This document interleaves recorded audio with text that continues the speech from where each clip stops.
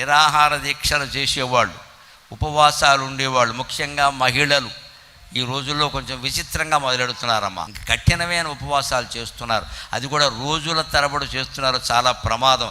హిందూ సంస్కృతి అంగీకరించద్దని. అందుకే పూర్వం పెద్దవాళ్ళు ఏమనేవారో తెలుసా? కాస్త కాఫీ తాగితే గానీ ఆత్మారాముడు శాంతించడమ్మా. ఆత్మారాముడు ఎవరో? దశరథరాముడు, కౌశల్యరాముడు, సీతారాముడు తెలుసు. ఆత్మారాముడు ఎవరండి? జీవుడు అనడానికి ఆత్మారాముడు అని వాడేవారు. కాస్త కాఫీ పడితే గానీ, ఇంత ఉప్మా పడితే గానీ ఆత్మారాముడు శాంతించడమ్మా.